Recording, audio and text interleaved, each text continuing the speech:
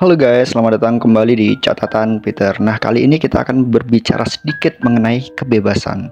Secara spontan, kebebasan itu dimengerti sebagai terlepas dari tekanan atau paksaan. Misalnya, yang bebas adalah orang yang terlepas dari paksaan fisik. Ini berarti berkaitan dengan kebebasan fisik. Orang yang terbelenggu atau orang yang terkena tahanan rumah tentu tidak bebas. Lalu ada yang bebas juga adalah orang yang tidak dirampas hak-haknya, yaitu kebebasan yuridis. Orang yang hidup dalam negara kediktatoran yang tidak diperbolehkan mengemukakan pendapatnya atau mengadakan rapat dengan teman-temannya. Tidak mempunyai kebebasan-kebebasan yang seharusnya dinikmati, itu kebebasan yuridis.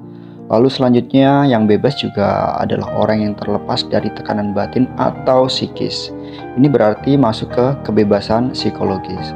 Orang yang menderita kelainan jiwa misalnya kleptomania, itu kan kelainan jiwa, jelas tidak bebas. Dipandang dari luar, ia sama seperti orang lain, mencuri sungguhan, namun ia tidak bisa menentukan diri dan karena itu perbuatannya harus dianggap tidak bebas.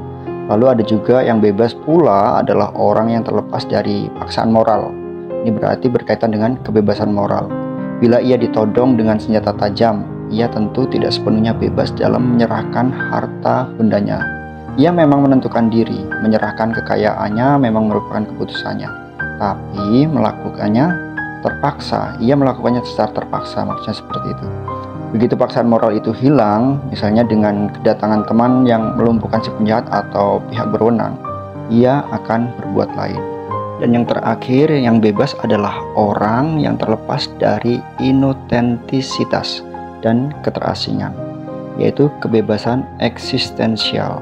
Kehidupan orang, kehidupan kita itu tidak dijalankan oleh orang atau instansi lain. Jadi ya semau kita sendiri ya. Nah, dalam kehidupan sehari-hari, kata bebas dipahami sebagai terlepas, tidak ada, tanpa. Kita mendengar misalnya tentang bebas tugas, jalan bebas hambatan, wilayah bebas becak, daerah bebas buta huruf, makanan bebas bakteri, bensin bebas timbul, dan lain sebagainya. Jika kita melihat dalam KBBI atau Kamus Besar Bahasa Indonesia, kebanyakan arti bebas dijelaskan di situ secara negatif dengan memakai kata lepas atau sejenisnya. Jauh lebih sulit ialah menjelaskan kebebasan secara positif. Dalam tanda kutip, kebebasan untuk harus diisi oleh manusia sendiri.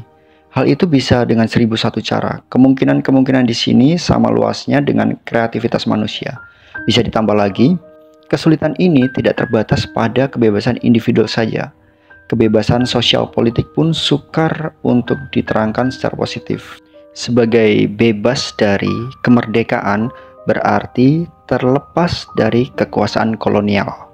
Dan kebebasan rakyat berarti terlepas dari kekuasaan absolut.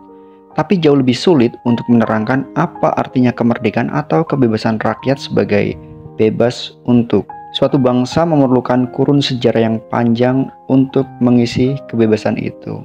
Nah, itu dia guys pembahasan sedikit mengenai kebebasan. Jangan lupa untuk terus memberikan dukungan kalian dengan cara klik subscribe, like, share, dan komen agar channel ini semakin berkembang. Kita ketemu lagi di video-video berikutnya. See you!